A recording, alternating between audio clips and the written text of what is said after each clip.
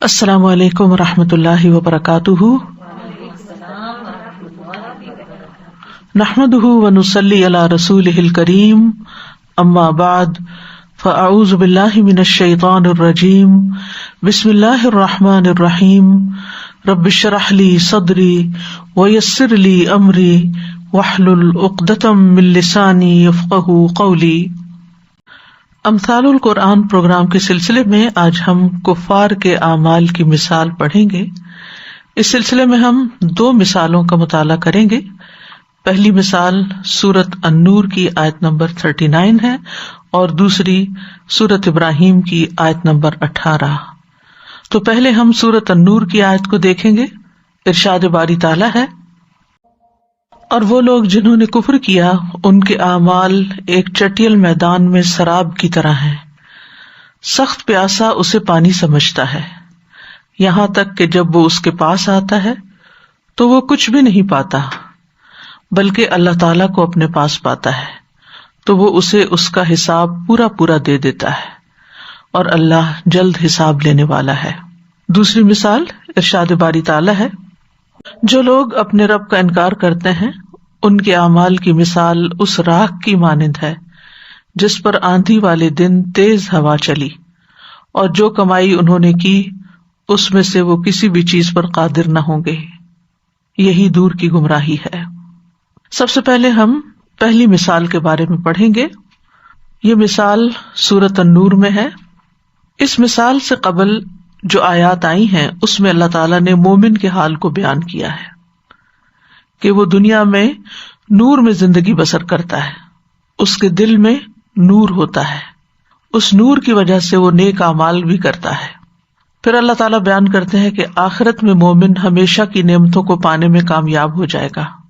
سورۃ النور کی آیت نمبر 37 اور 38 میں یہ مضمون بیان ہوا ہے، رجال لا تلہیہم تجارۃ ولا بیع عن ذکر اللہ واقام الصلاۃ وایتاء الزکاۃ یخافون یوما تتقلب فیہ القلوب والابصار لیجزیہم اللہ احسن ما عملوا ویزیدہم من فضلہ واللہ یرزق من یشاء بغیر حساب۔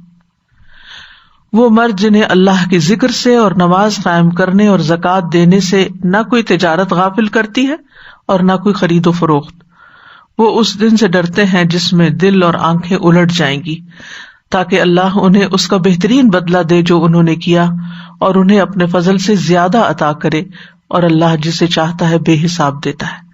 یعنی جس کے دل میں نور ہوتا ہے پھر وہ کہیں پر بھی ہو اللہ سبحانہ تعالیٰ کی اطاعت کرتا ہے اور اللہ ہی کے لیے کرتا ہے اور آخرت سے ڈرتے ہوئے کرتا ہے۔ اس کے بعد یہ مثال بیان کی گئی ہے جس کا یہاں ذکر آیا ہے۔ اس مثال میں اللہ سبحانہ تعالیٰ نے کمپیریزن میں کافروں کے اعمال کے خسارے اور ان کی تباہی کا ذکر کیا ہے کہ جیسے مومنوں کے اعمال فائدہ مند ثابت ہوں گے، اس کے برعکس کفار کے اعمال ان کے لیے نقصان کا سبب ہوں گے۔ کافر اس بات کی حرص اور آرزو رکھتا ہوگا کہ وہ اپنے عمل کا ثواب دیکھے، لیکن وہاں تو معاملات ہی الٹ ہو جائیں گے۔ تو دنیا میں وہ اللہ سبحانہ تعالیٰ کے انکار اور آخرت کے انکار کے ساتھ زندگی بسر کرتا ہے، اس لیے آخرت میں اس کے لیے کچھ بھی نہ ہوگا۔ تو فرمایا والذین کفروا، وہ لوگ جنہوں نے کفر کیا، یعنی اپنے رب کے ساتھ کفر کیا، رسولوں کا انکار کیا، رسولوں کی تعلیمات کا انکار کیا، آخرت کا انکار کیا۔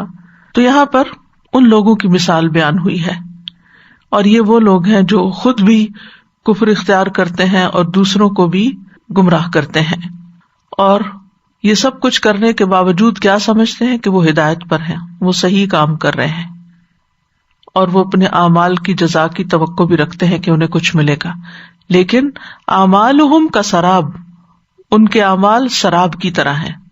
اعمال جو ہے یہ عمل کی جمع ہے۔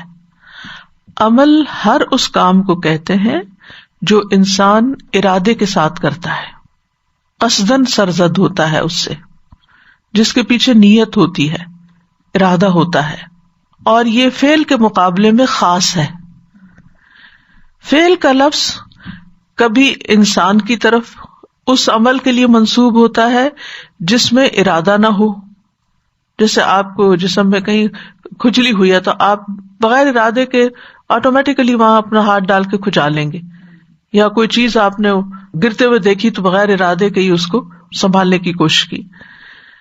اور کبھی یہ فعل جمادات کی طرف بھی استعمال ہوتا ہے، یعنی ان کے جو کام ہوتے ہیں وہ افعال کہلاتے ہیں، ٹھیک ہے. جبکہ عمل کا لفظ جو ہے یہ بہت کم اس طرح استعمال ہوتا ہے.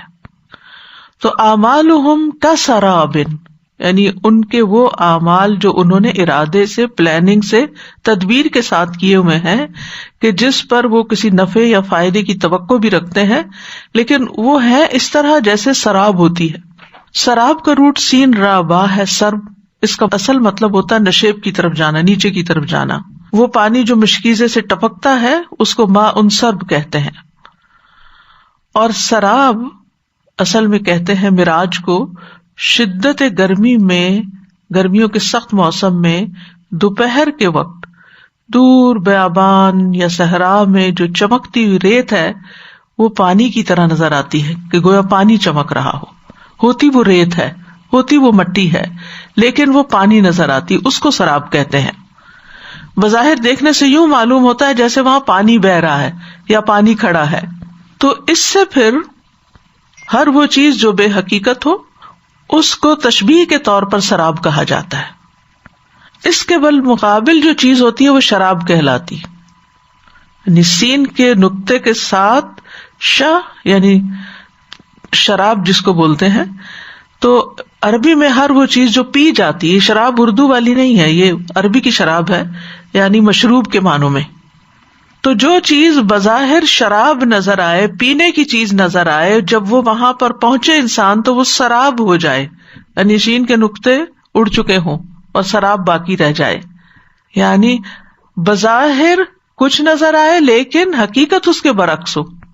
تو یہ ہوتا اس طرح ہے کہ جب سورج ایک خاص زاویے پہ پہنچتا ہے تو اس کی روشنی ریت کے ذرات کے ساتھ جب ٹکراتی ہے تو وہ یوں نظر آتا ہے جیسے پانی ہے، حالانکہ وہ پانی ہوتا نہیں ہے، وہ صرف ان شعاؤں کا ریفلیکشن ہوتا ہے.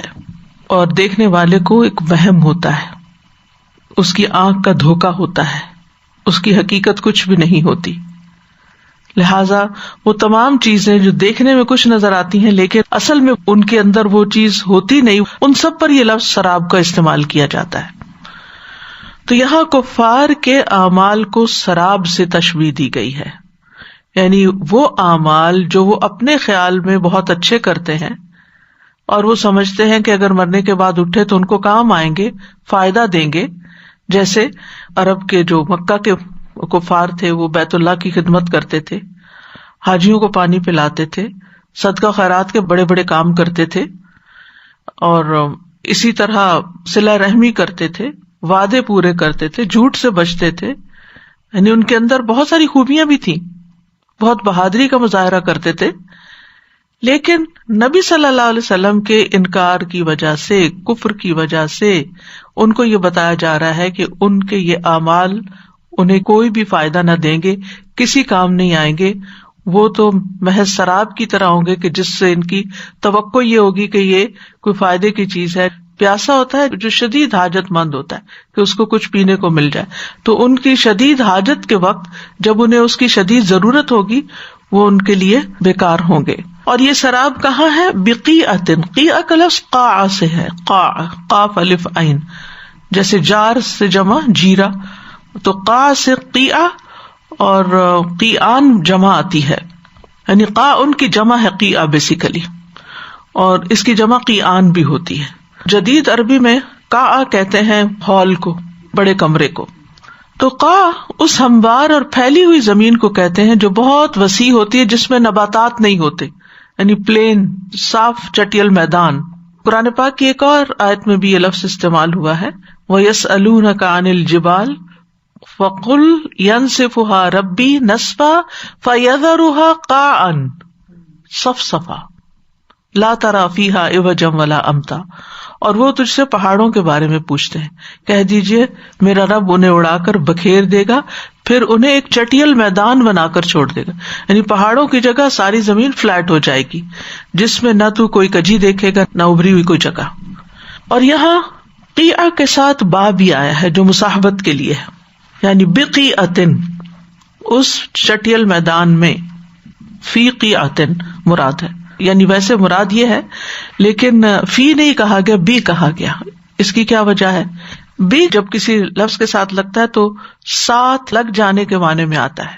تو بقیعۃ کا مطلب یہ ہے کہ وہ سراب وہاں پر یعنی چپکی ہوئی یا لگی ہوئی ہوگی وہاں پر، یعنی اس طرح محسوس ہوگی کہ واقعی پانی ہے. یعنی سراب جو ہے وہ پانی دور سے ایسا لگتا ہے کہ جیسے واقعی زمین سے نکلا ہوا یا زمین کے اندر ٹھہرا ہوا پانی.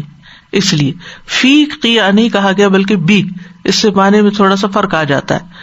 یحسبہ الظمآن ماء، یحسبہ کا لفظ جو ہے یہ حسبان سے ہے.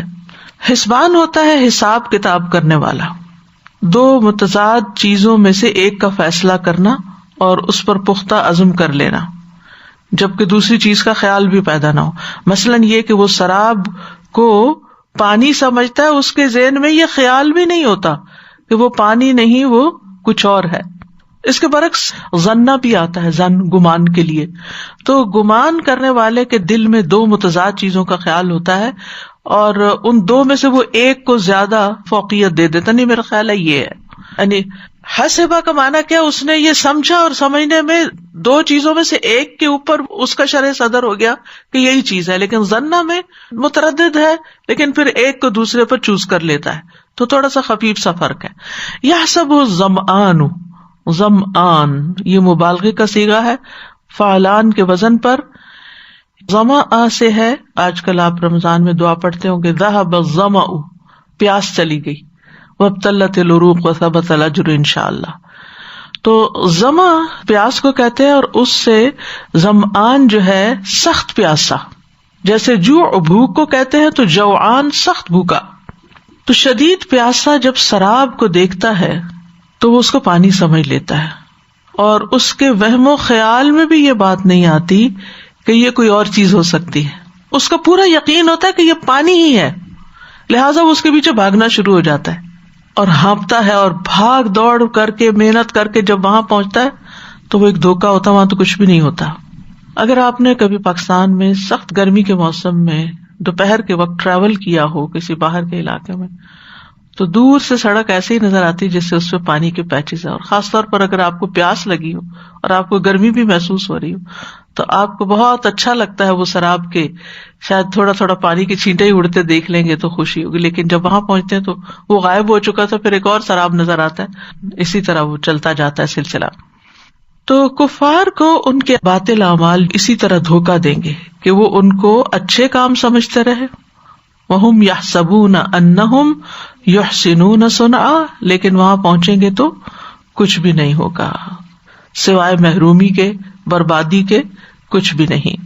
سورۃ فاطر میں اللہ تعالیٰ فرماتے ہیں أَفَمَنْ زُيِّنَ لَهُ سُوءُ عَمَلِهِ فَرَآهُ حَسَنًا فَإِنَّ اللَّهَ يُضِلُّ مَن يَشَاءُ وَيَهْدِي مَن يَشَاءُ. تو کیا وہ شخص جس کے لیے اس کا برا عمل خوبصورت بنا دیا گیا، مزین کر دیا گیا، تو اس نے اسے اچھا سمجھا؟ جو ایسا نہیں، بے شک اللہ گمراہ کرتا ہے جسے چاہتا ہے اور ہدایت دیتا ہے جسے چاہتا ہے. یعنی یہ اللہ سبحانہ تعالیٰ ہی کی مشیت پر مبنی ہے. تو بہرحال بنیادی طور پر تو یہ اللہ سبحانہ تعالیٰ کا انکار کرنے والوں کے لیے ہے یا رسول کی تعلیمات کا انکار کرنے، کیونکہ بیسیکلی کفار مکہ جو تھے وہ اللہ کو تو مانتے تھے، شرک ضرور کرتے تھے لیکن اللہ کو مانتے بھی تھے. اور اس کے ساتھ یہ کہ نبی صلی اللہ علیہ وسلم کو صادق اور امین مانتے تھے لیکن رسول نہیں مانتے تھے. تو ان کے اس انکار کی وجہ سے انہیں بتایا جا رہا ہے کہ تمہارے اس خرابی کی وجہ سے تمہارے سارے اعمال اکارت ہونے والے ہیں، جن کو تم بہت اچھا سمجھتے ہو، جن کے بارے میں تم سمجھتے ہو کہ تمہیں کوئی ریوارڈ ملنا چاہیے، اس کے لیے کچھ بھی نہیں ہے. حتی اذا جاءہ لم یجدہ شیئا، یہاں تک کہ جب وہ اس کے پاس پہنچے گا تو وہاں کچھ بھی نہیں پائے گا. یعنی سراب کے پاس پہنچ کے اس کو سخت ندامت ہوگی، اس کی امید کٹ جائے گی، اس کی پیاس اور محرومی اور بڑھ جائے گی.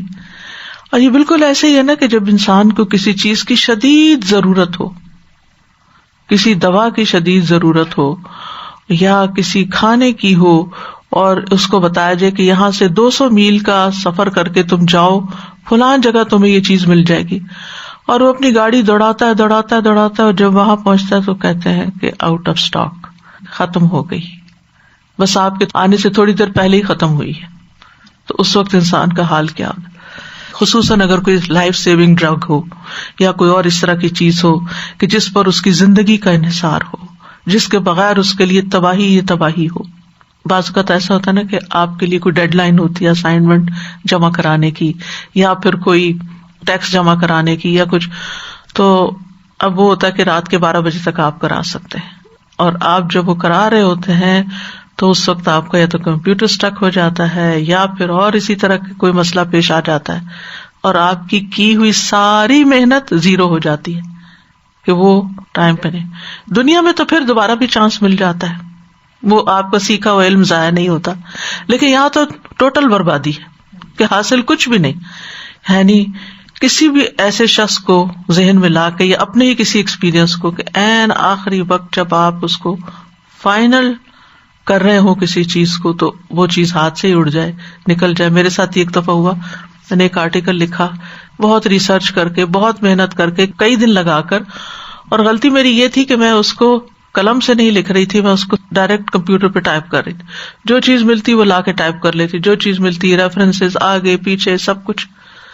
اور جس وقت میں اس کو سیو کر رہی تھی فائل کرپٹ ہو گئی اور میرے پاس کچھ بھی نہیں تھا کیونکہ میں نے جو کچھ کیا تھا اس کے اندر ہی تھا، اور جو بھی کوشش کی اس کو نکالنے کی وہ نکل کے نہیں دیا. لیکن وہ میری زندگی میں ایک ٹرننگ پوائنٹ بھی تھا. میں اس کام سے باز آئی اور میں نے اپنی توجہ زیادہ قرآن کی طرف کر لی. یعنی ایسے واقعات اور حادثات انسان کو دھکا لگاتے ہیں اچھا بھلا اور ہوش میں لاتے ہیں کہ دیکھو جن چیزوں کے پیچھے تم بھاگ رہی ہو نا کہ اس کی وجہ سے تمہاری یونیورسٹی میں پروموشن ہو جائے گی اور نیکسٹ لیول پہ تم پہنچ جاؤ گے، کیونکہ یہ سب کام اسی مقصد کے لیے ہوتا ہے. عموماً جو یونیورسٹیوں میں پڑھاتے ہیں ان کو آگے بڑھنے کے لیے ریسرچ ورک اپنا دینا ہوتا ہے، تو اگر وہ نہیں کر سکتے تو پھر وہ اسی گریڈ میں رہتے ہیں اور وہیں سے ریٹائر ہو جاتے ہیں. تو مجھے یوں لگا کہ جیسے میں بظاہر بڑا اچھا کام کر رہی ہوں لیکن اس کے پیچھے میری نیت ٹھیک نہیں تھی. میری نیت یہ تھی کہ مجھے پروموشن ملے، اور یہ ہوتی ہے. آپ کسی بھی ایسے شخص سے ایسی پوزیشن پہ پوچھ سکتے ہیں کہ وہ یہ سب کچھ کیوں کر رہا ہوتا ہے. بعض اوقات ہم طالب علم ہوتے ہوئے دنیا کی پڑھائی تو چھوڑے، دین کا علم حاصل کرنے والے، بعض اوقات قرآن کی تعلیم حاصل کرنے والے، اور وہ اس لیے سبق یاد کرتے ہیں یا اسائنمنٹ کرتے ہیں یا کوئز کرتے ہیں تاکہ ان کو ایک سرٹیفکیٹ اور مل جائے، تو نیت خراب ہوتی ہے. تو بہت سے بظاہر دیکھنے میں نیکی کے کام اگر نیت کی خرابی کے ساتھ، اخلاص کے بغیر، توحید کے بغیر، اللہ کے اوپر پورا یقین رکھے بغیر کہ اس سے اجر لینا ہے انسان کرتا ہے، تو پھر بعض اوقات دنیا میں بھی انسان کو اللہ تعالیٰ دکھا دیتا ہے کہ وہ قابل قبول نہیں ہے.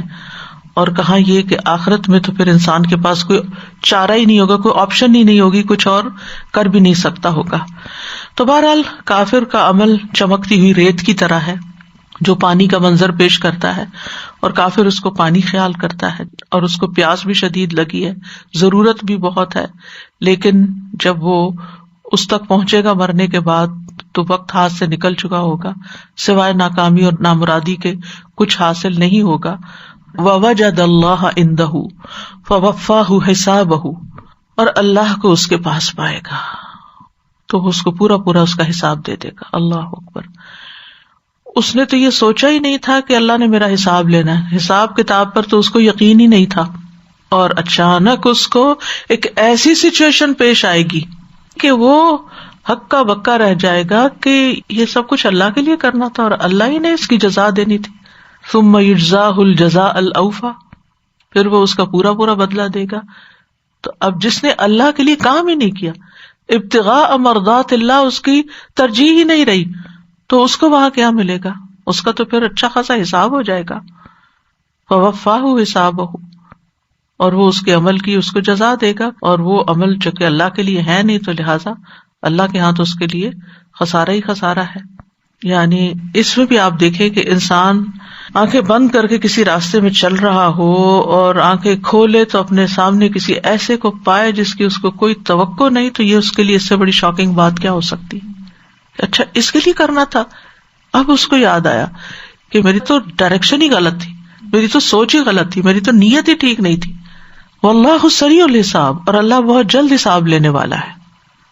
یعنی اللہ سبحانہ تعالیٰ مخلوقات کا محاسبہ کرے گا. اور یہاں سریع کا لفظ سرعت سے نکلا، اور سرعت جلدی کو کہتے ہیں. یعنی زمانے کے لحاظ سے جلدی بھی مراد ہو سکتی ہے، یعنی اللہ سبحانہ تعالیٰ کے حساب لینے کا وقت قریب ہی ہے. اقترب للناس حسابہم، لوگوں کے لیے ان کے حساب کا وقت قریب آ چکا ہے.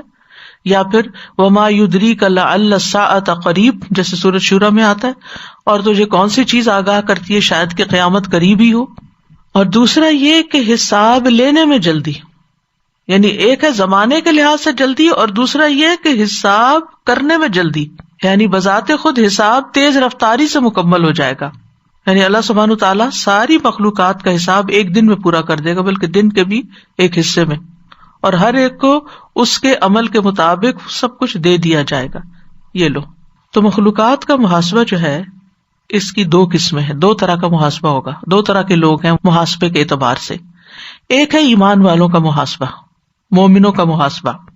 تو اس میں ہوگا یہ کہ اللہ سبحانہ تعالیٰ مومن بندے کو دوسروں سے الگ کر لے گا، اس کو اس کے اعمال دکھائے گا، گناہوں کا اقرار کروائے گا. اللہ اکبر، تم نے فلاں دن فلاں جرم کیا تھا نا. تو اب آپ سوچئے کہ جب پیپر بھی ہمارے سامنے آتا، اسائنمنٹ واپس ملتی ہے، تو ہم کہتے یہ کیا کیا تھا؟ یہ میں نے کیا تھا؟ نہیں، میرا نہیں خیال میں نے کیا ہو. ہاں میرا ہی لگتا ہے. پھر اعتراف کرنا ہی پڑتا ہے. جب شہادتیں سامنے ہو تو کون انکار کر سکتا ہے؟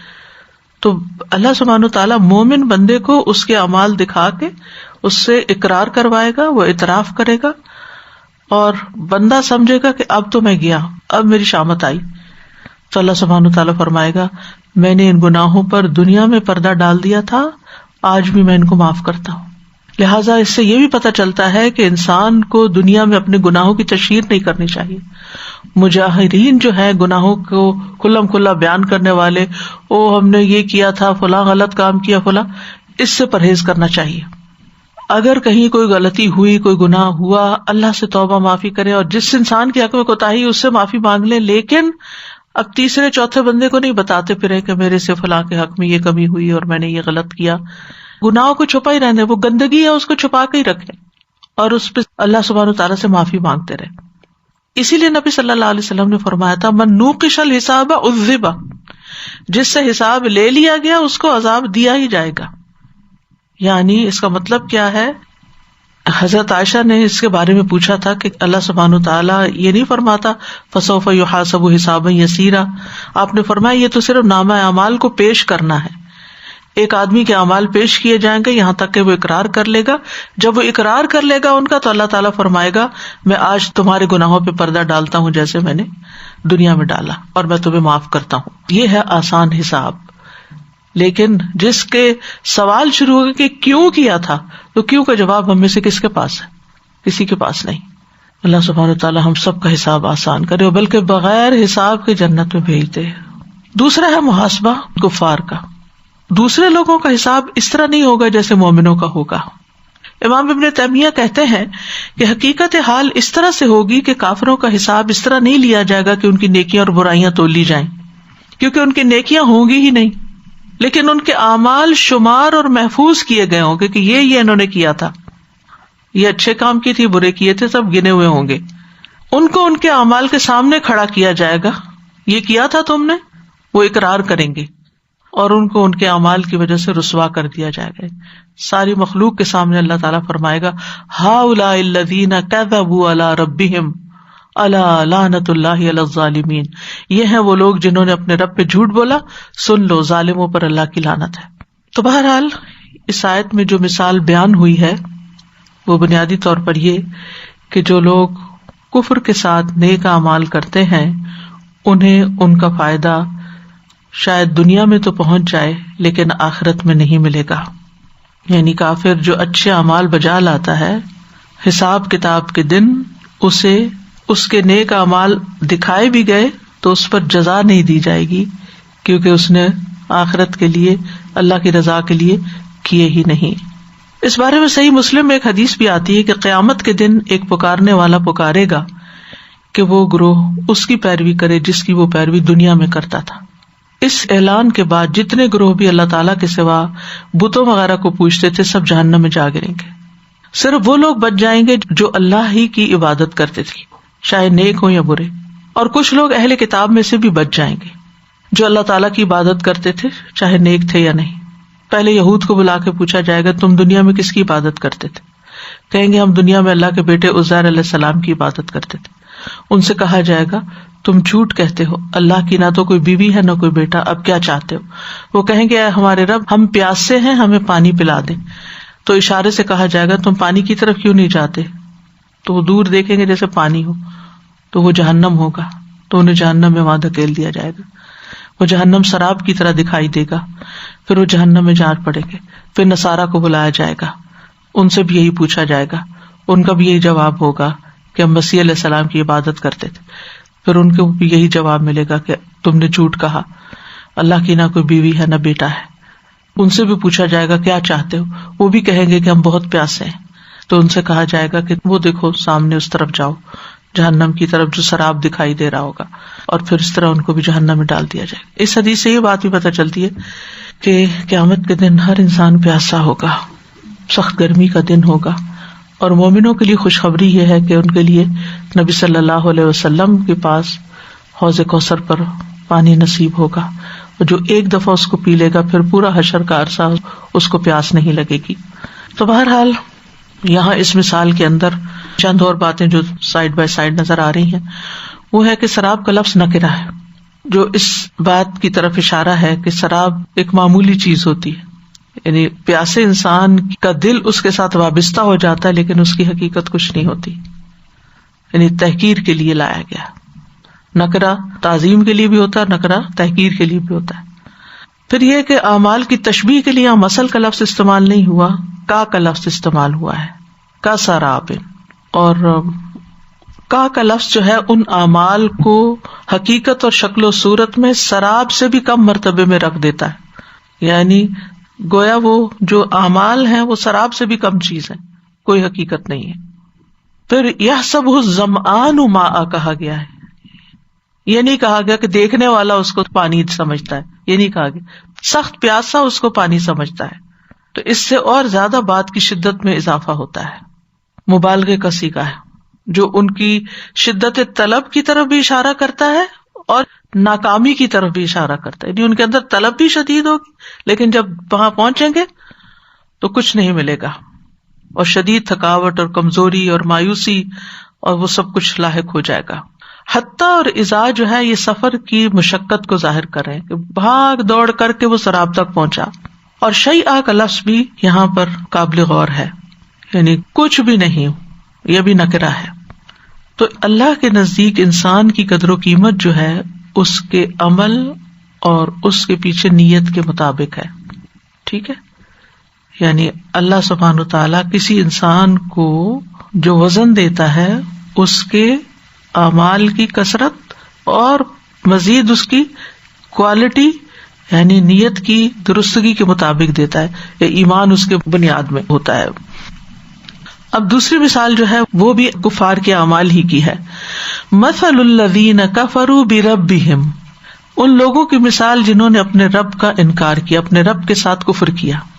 یہاں مثل کا لفظ بھی آ رہا ہے اور کفروا کے بعد بربہم بھی آ رہا ہے، یعنی بات اور واضح ہو رہی ہے کہ اپنے رب کا انکار کیا، یعنی اللہ تعالیٰ کو نہیں مانتے تھے. اعمالہم، ان کے اعمال کرماد، راکھ کی طرح ہیں، اشتدت بہ الریح فی یوم عاصف، جس پر آندھی والے دن تیز ہوا چلی، یعنی اس راکھ کے اوپر تیز ہوا چلی، ٹورنیڈو آیا. لا یقدرون مما کسبوا علی شیء، اور جو کمائی انہوں نے کی اس میں سے وہ کسی بھی چیز پہ اب قادر نہ ہوں گے. ذالک ھو الضلال البعید، یہی بہت دور کی گمراہی ہے. یہ مثال سورۃ ابراہیم میں بیان ہوئی ہے. اس سورت کی اس مثال سے پہلے کی جو آیات ہیں اس میں اللہ تعالیٰ نے کافروں کے عذاب کی مختلف قسموں کو بیان کیا ہے. آیت نمبر 15 سے 17 تک اس میں اللہ تعالیٰ بتاتے ہیں کہ ان کے پیچھے جہنم ہے اور اس سے پانی پلایا جائے گا جو پیپ ہے، گھونٹ گھونٹ کر کے پیے گا، حلق سے نہیں اتار پائے گا، موت ہر جگہ سے آئے گی حالانکہ وہ مرنے والا نہیں ہوگا، وغیرہ وغیرہ. یہ تفصیلات بیان ہوئی ہیں. لیکن اس کے ساتھ ہی یہ بات بھی ہے کہ کفار کے اعمال صرف برے ہی نہیں ہوتے، کچھ اچھے بھی ہوتے ہیں. مثلا فقراء کو بھی کھانا کھلاتے ہیں، ان کے اندر بھی چیریٹی کا کانسیپٹ ہوتا ہے، قیدیوں کو چھڑاتے ہیں، غلاموں کو آزاد کرتے ہیں، مہمان نوازی کرتے ہیں، صلہ رحمی کرتے ہیں، انسانیت کی خدمت کے بڑے بڑے کام کرتے ہیں. تو وہ ساری جو ان کی ایفرٹ سے انسانیت نے فائدہ اٹھایا، تو وہ اعمال کہاں گئے، ان کا بدلہ کہاں ہے؟ تو پہلی بات تو یہ ہے کہ بنیادی طور پر تو اگر انہوں نے انسانیت کے لیے کیے تھے تو انسانیت نے ان کی تعریف کر دی، انسانیت نے ان کو نوبل پرائز دے دیا، انسانیت نے ان کے مجسمے بنا دیے، ان کی تعریفوں کے پل باندھے، ان کے اوپر کتابیں لکھی گئیں، ان کی تصویریں ہر جگہ شائع کی گئیں. تو وہ تعریف اور وہ ان کی ایکنالجمنٹ جو ہے وہ دنیا میں ہو گئی.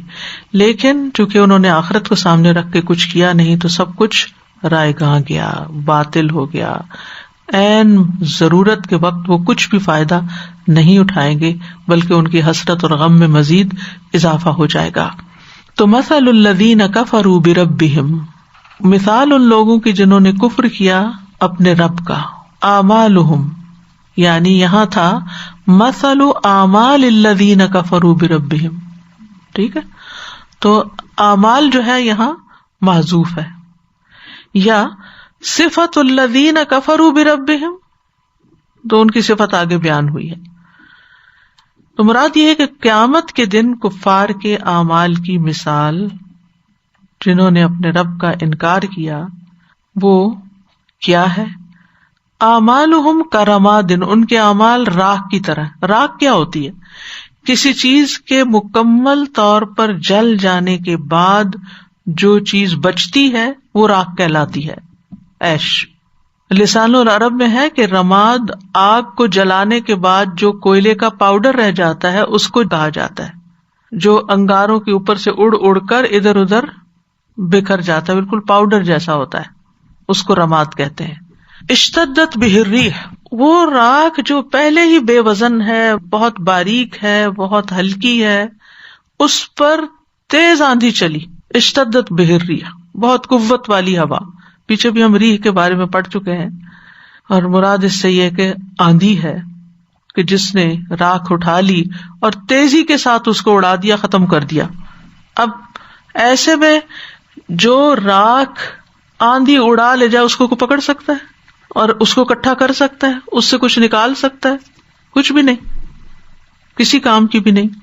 یعنی بعض اوقات آندھی چلتی ہے تو کئی چیزیں اپنی جگہ ہی رہتی ہیں، لیکن یہاں جو راکھ ہے وہ تو کبھی بھی اپنی جگہ پر نہیں رہی، اس کو تو معمولی ہوا بھی کافی ہے، کہاں یہ کہ تیز آندھی ہو.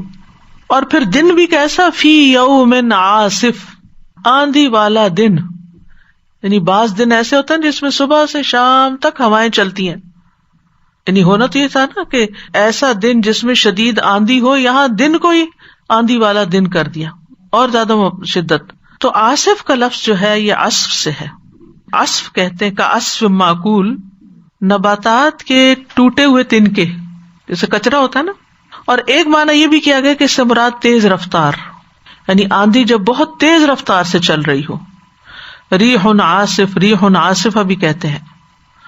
والعاصفات عصفا قرآن میں آتا ہے، وہ تیز آندیاں جو درختوں کو توڑ پھوڑ کے رکھ دیتی ہیں. تو کفار کے اعمال کی مثال کیا ہے کہ وہ تیز آندھی میں راکھ کے اڑ جانے کی طرح ہے. راکھ بھی جب ایک جگہ پر انٹیکٹ پڑی ہوتی ہے نا کوئلوں کے اوپر، تو یوں لگتا ہے کہ جیسے واقعی اس کا کوئی وجود ہے، اس کی کوئی حقیقت ہے. لیکن اگر آپ اس کو ہاتھ میں لیں تو وہ بالکل ہی مسل جاتی ہے اور اس کے اندر کچھ نہیں ہوتا. تو کہاں یہ کہ وہ ہاتھ سے بھی نکل کے کہیں اور ہی اڑ جائے. تو مطلب یہ ہے کہ وہ اپنے اعمال سے کچھ بھی فائدہ نہ اٹھا سکیں گے. اچھا، شدید ہوا، شدید آندھی والے دن، آپ اس سے جو امیجنیشن میں لاتے ہیں نا تو ایک ہلچل سی ہوتی ہے اندر کے. ابھی ریسنٹلی 1-2 دن پہلے جو ہوائیں چل رہی تھی سارا دن، کتنا شور تھا ان کے اندر اور کیا کیا چیزیں اڑ رہی تھی. تو آپ سوچئے کہ اگر کہیں جلے ہوئے کوئلوں کی راکھ پڑی ہو تو وہ تو کہیں نشان بھی ان کا نظر نہ آئے کہ وہ کہاں گئے. لا یقدرون مما کسبوا علی شیء، نہ وہ قدرت رکھتے ہوں گے اس میں سے جو بھی انہوں نے کمائی کی کسی بھی چیز پر. کسب کہتے ہیں نفع حاصل کرنے یا کوئی خوش نصیبی حاصل کرنے کے لیے کوئی کوشش کرنا. کسب مال کہتے ہیں یعنی مال کمانا، اور اکتساب کہتے ہیں جس میں انسان صرف اپنے مفاد کو پیش نظر رکھتا ہے. اکتسبوا لہا ما کسبت وعلیہا ما اکتسبت. اور یاد رکھیے کہ نیک اور بد دونوں اعمال کے لیے کسب کا لفظ استعمال ہوتا ہے. قرآن مجید میں آتا ہے سورۃ الانعام میں او کسبت فی ایمانہا خیرا، یا اپنے ایمان کی حالت میں نیک عمل نہیں کیے ہوں گے تو کفار کے اعمال انہیں کچھ فائدہ نہ دیں گے، بکھرے ہوئے غبار کی طرح ہوں گے، جیسے سورۃ فرقان میں آتا ہے وَقَدِمْنَا إِلَىٰ مَا عَمِلُوا مِنْ عَمَلٍ فَجَعَلْنَاهُ هَبَاءً مَنْثُورًا. اور ہم اس کی طرف آئیں گے جو انہوں نے کوئی بھی عمل کیا ہوگا اسے بکھرا ہوا غبار بنا دیں گے. تو غبار کو سمیٹ کے تو آپ کچھ بھی حاصل نہیں کر سکتے، غبار سے تو کوئی چیز آپ پکڑ نہیں سکتے، وہ تو آن کی آن میں کہاں سے کہاں اس کو لے جاتا ہے کہ آپ کی ریچ سے بالکل باہر ہو جاتا ہے. اسی طرح وہ لوگ جو نیت کے بغیر عمل کرتے ہیں ان کی مثال ہم پیچھے پڑھ چکے ہیں سورۃ آل عمران میں. مثل ما ينفقون في هذه الحياة الدنيا كمثل ريح فيها سر أصابت حرث قوم ظلموا أنفسهم فأهلكته. اس کی مثال جو وہ اس دنیا کی زندگی میں خرچ کرتے ہیں اس ہوا کی مثال کی طرح ہے جس میں سخت سردی ہو، جو ایسے لوگوں کی کھیتی کو آ پہنچے جنہوں نے اپنی جانوں پر ظلم کیا تو اس نے اس کو برباد کر دیا. تو مطلب یہ ہے کہ اگر اعمال جو ہیں وہ صحیح طریقے پر نہ ہو. دیکھیے 4 قسم کے عمل ہوتے ہیں، یاد رکھیے. ایک وہ جن میں طریقہ بھی ٹھیک ہوتا ہے اور نیت بھی ٹھیک ہوتی ہے، وہ تو پار لگ گئے، اس پہ ہی اجر ملے گا. دوسرا طریقہ ٹھیک ہے نیت ٹھیک نہیں. تیسرا نیت ٹھیک ہے طریقہ ٹھیک نہیں. اور چوتھا نہ نیت ٹھیک ہے نہ طریقہ ٹھیک ہے. اس میں 3 طرح کے اعمال برباد ہونے والے، صرف ایک باقی رہنے والا ہے. اب آپ دیکھیے کہ جیسے آپ کھانا پکاتے ہیں نا، اگر آپ کی نیت بھی اچھی ہو نا اور دل کی خوشی سے آپ پکائیں اور طریقہ بھی، ریسیپی کو بھی بہت اچھی طرح فالو کریں تو نتیجہ کیا ہوتا ہے. اور اگر آپ کی نیت میں خلل ہو، دل نہ چاہ رہا ہو، مارے بندے کام کیا ہو لیکن طریقہ کچھ ٹھیک ہی ہو تو اس کھانے میں ٹیسٹ کچھ نہیں ہوتا. جس کام کو آپ بوجھ سمجھ کے کرتے ہیں نا اس کام کا نتیجہ کچھ نہیں ہوتا، وہ دوسرے کو بدمزہ کرتا ہے. تیسرا وہ کہ جس میں نیت بہت اچھی تھی، بڑا خلوص تھا، لیکن چج کوئی نہیں، طریقہ ٹھیک نہیں، اس میں بھی کوئی مزہ نہیں. اور چوتھا تو بالکل ہی بیکار ہے، نہ نیت ٹھیک اور نہ ہی طریقہ ٹھیک. تو دنیاوی اعمال میں بھی آپ دیکھیں کہ جس کام کو کوئی دل لگا کے کرتا ہے، کہتے ہیں نا میں نے یہ دل سے کیا ہے اور طریقہ بھی ٹھیک، پر آپ دیکھیں آؤٹ کم کیا ہوتا ہے. اور اس کے برعکس اگر ایک ایلیمنٹ بھی کم ہوتا ہے تو چیز برباد. ذالک هو الضلال البعید، یہی دور کی گمراہی ہے، یعنی سیدھی راہ سے ہٹ جانا ہے. اور بعید کا لفظ بعد سے ہے جو قریب کی ضد ہے، اور اس کی کوئی حد نہیں دور ہونے کی. جو چیز آپ سے تھوڑی بھی ہٹ گئی وہ بعیدی دور ہو گئی، چاہے وہ 1 میٹر، چاہے وہ 1 مائل، چاہے وہ ہنڈریڈز آف مائلز، بہت دور. ضلوا ضلالا بعیدا جیسے آتا ہے سورۃ النساء میں. یعنی دنیا میں جو وہ اچھے کام کرتے ہیں لیکن ان کاموں میں وہ اللہ کے ساتھ کسی اور کو شریک کر لیتے ہیں، تو ایسے سارے کام جو ہیں یہ ہدایت سے بہت دور ہیں اور نتیجے سے بھی بہت دور ہیں. ضلال البعید کا شکار ہے یہ اعمال. تو مثال کا مطلب یہ ہے کہ اگر انسان اچھی نیت کے بغیر کام کرتا ہے، چاہے وہ کام کتنا ہی بڑا کیوں نہ ہو، کتنا ہی وقت لگا کے کیوں نہ کیا گیا ہو، اللہ کے ہاں قبول نہیں. اگر کام بھی اچھا ہے، نیت بھی اچھی ہے، طریقہ بھی اچھا ہے، یعنی سنت کے مطابق ہے اور نیت بھی اچھی ہے تو اجر ملے گا. لیکن اگر سنت کے مطابق نہیں، بدعت کر رہے ہیں اور نیت بڑی اچھی، اللہ کو راضی کرنا، لیکن کر بدعت رہے، کوئی فائدہ نہیں. اور پھر یہ ایک اور قسم کہ سنت کے مطابق ہے عین لیکن نیت درست نہیں. اور چوتھا یہ کہ نہ نیت درست اور نہ طریقہ درست، نہ سنت کے مطابق اور نہ اللہ کے لیے، تو پھر وہاں پر تو ضلال البعید ہو گیا. ایسے کاموں کا کچھ بھی اجر نہیں ملے گا. یہاں پر آپ دیکھیں کہ ان اعمال کو کسی بھی ضائع ہونے والی چیز سے تشبیہ دی جا سکتی تھی، لیکن یہاں رماد سے دی گئی جو انتہائی ہلکی اور بہت قلیل اور بہت یعنی کہ بے وقت چیز ہے، بالکل بے وقت چیز ہے جس کی کوئی حیثیت ہی نہیں، جس کا سمجھے نہ ہونے کے برابر وجود ہے، جس کے وجود کی کوئی حقیقت نہیں. ناپسندیدہ بھی ہے کہ کوئی اس کو سنبھال کے تھوڑی رکھتا ہے.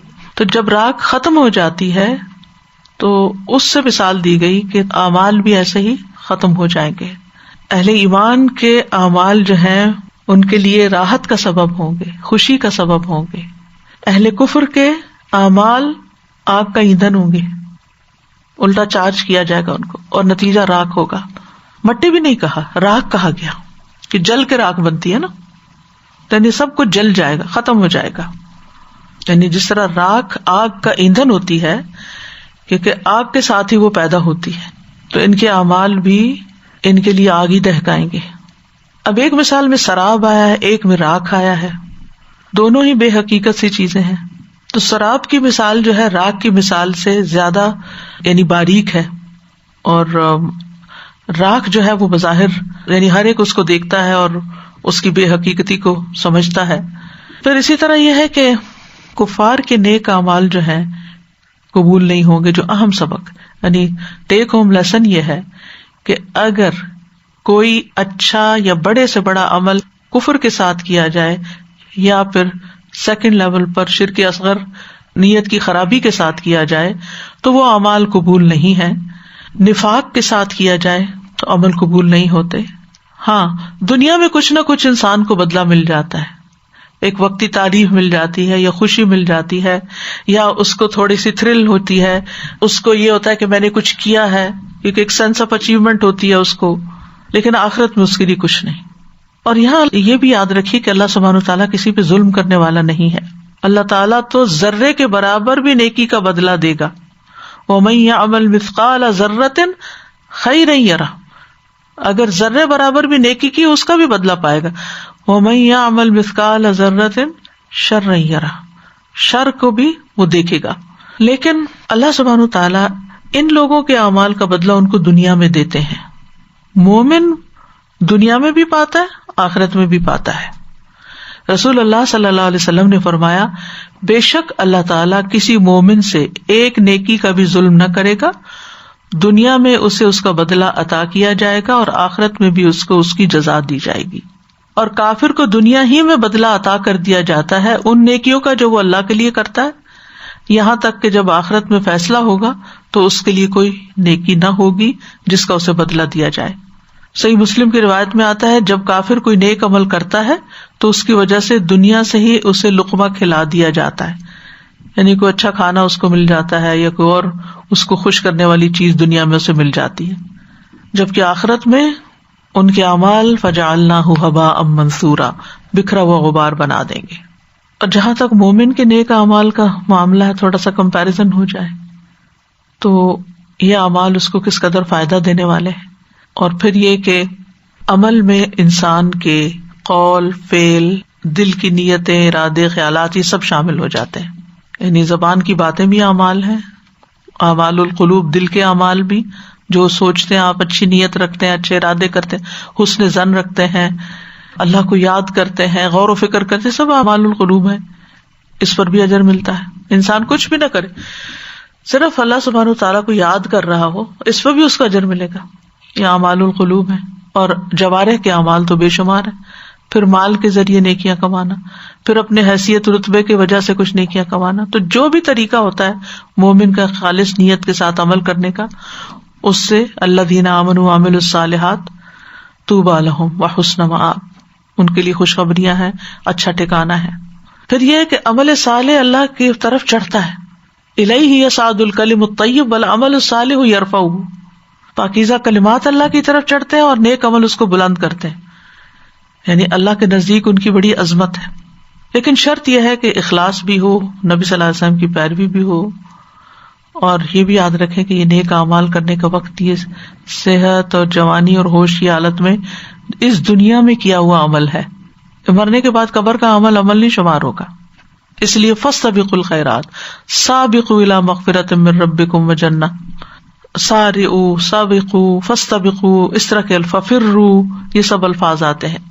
تو فرصت کے اوقات کو غنیمت جاننا چاہیے، اس سے پہلے کہ نیک اعمال کا موقع چلا جائے. اور خصوصاً آج سے ہم عشر اخیر میں داخل ہو رہے ہیں، انتہائی قیمتی اوقات ہیں.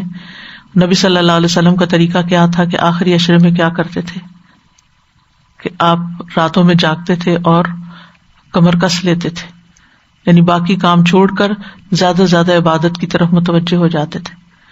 تو دن کے علاوہ رات کی عبادت خاص طور پر، یعنی کچھ نہ کچھ حصہ اپنی نیند کا ضرور قربان کریں، دعائیں مانگیں، ذکر کریں، نوافل پڑھیں، امام کے ساتھ اگر ہو سکے تو تراویح یا تہجد پڑھے، کیونکہ امام کے ساتھ اگر کوئی وتر بھی پڑھ لیتا ہے قیام کر کے تو اس کو پوری رات کی عبادت کا ثواب مل جاتا ہے.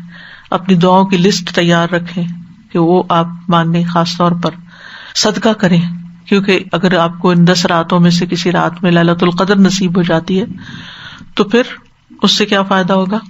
1000 مہینوں کی عبادت کے برابر وہ نیکی قرار پائے گی، چاہے وہ نفل ہے، چاہے قرآن کی قرات ہے، چاہے ذکر ہے، اذکار ہیں. جیسے پیریڈز میں اگر آپ نمازیں نہیں پڑھ سکتے تو ذکر اذکار کر سکتے ہیں، درود شریف پڑھ سکتے ہیں، تسبیحات پڑھ سکتے ہیں، اور پھر صدقہ بھی ہے.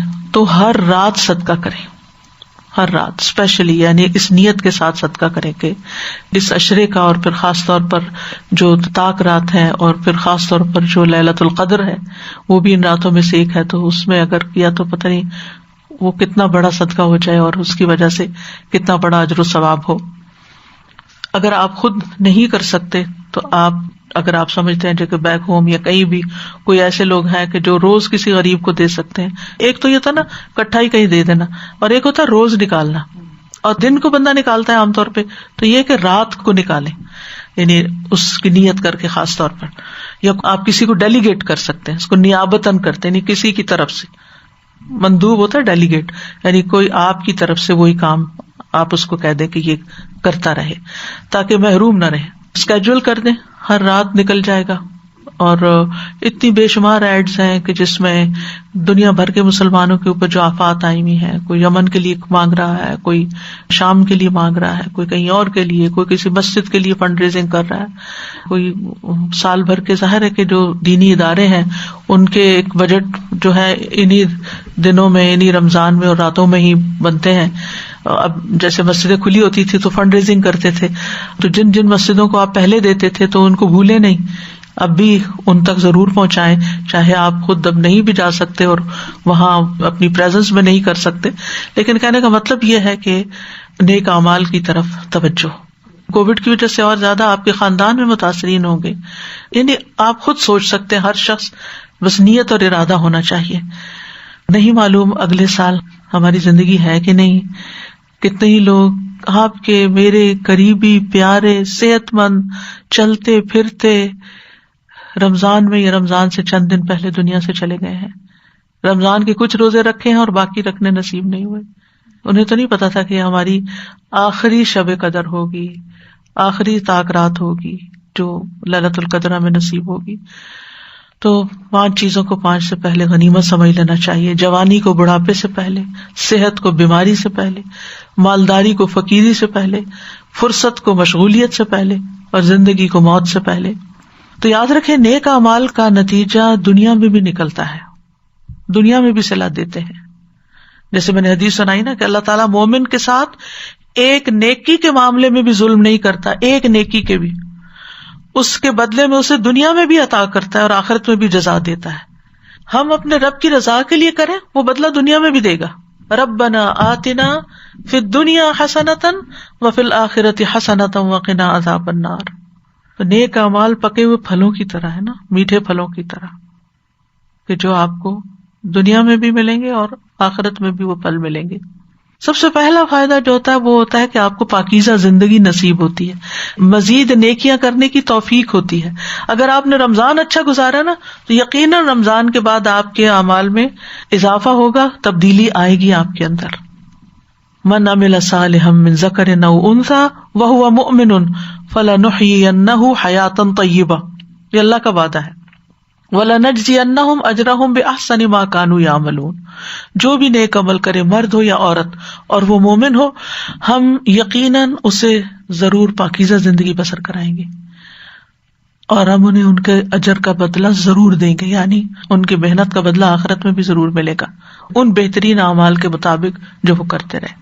تو آپ دیکھیے کہ اگر آپ کے دل کے اندر کوئی پریشانی ہے، غم ہے، بے چینی ہے، انگزائٹی ہے، سینہ تنگ ہوتا ہے، تو اس کا مجرب علاج ہے نیک اعمال کسی بھی شکل میں، چاہے روزہ رکھیں، چاہے عمرہ کریں، چاہے صدقہ کریں، چاہے کسی کی مدد کریں، کسی کی خدمت کریں، کسی کا قرضہ اتاریں، کسی کو کھانا کھلائیں، یعنی جو آپ سے بن پڑتا ہو. ہر ایک کے اسباب وسائل مختلف ہوتے ہیں.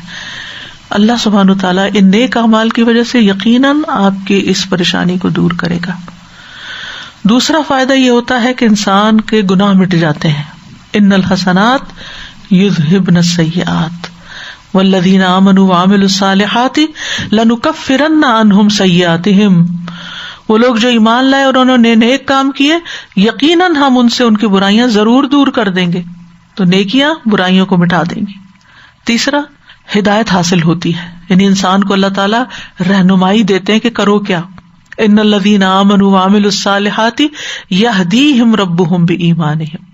بے شک جو لوگ ایمان لائے اور انہوں نے نیک اعمال کیے، ان کا رب ان کے ایمان کی وجہ سے ان کی رہنمائی کرے گا. چوتھا پھل یہ ملتا ہے انسان کو کہ اللہ کی محبت حاصل ہو جاتی ہے.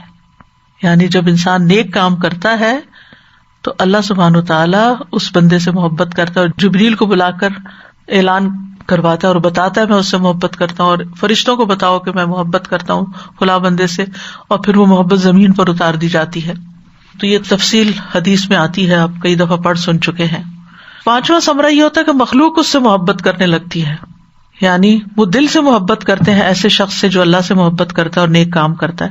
ان الذین آمنوا وعملوا الصالحات سیجعل لهم الرحمن ودا. بے شک وہ لوگ جو ایمان لائے اور انہوں نے نیک عمل، خالص نیک عمل، دکھاوا ریاکاری نہیں، خالص اللہ کی رضا کے لیے، ان قریب رحمان ان کے لیے دلوں میں محبت پیدا کر دے گا.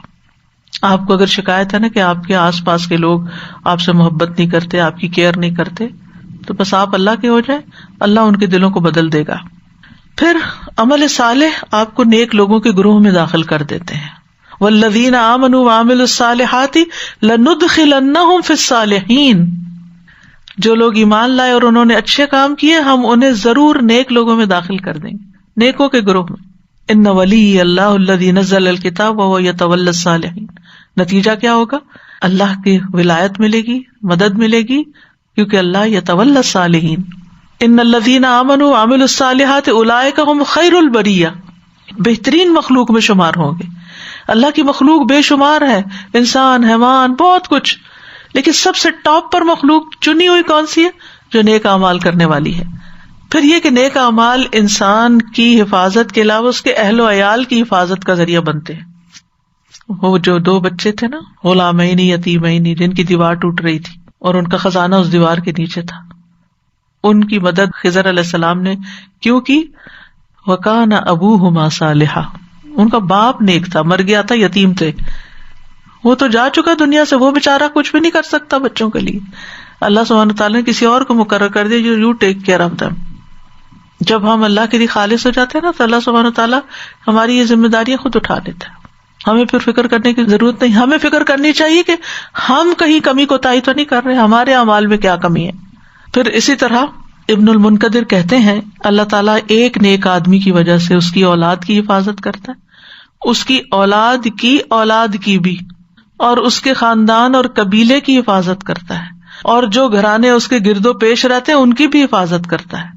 جب تک یہ نیک بندہ ان میں ہوتا ہے وہ اللہ کی حفاظت میں ہوتے ہیں. اللہ ہمیں نیک لوگوں میں شامل کر دے.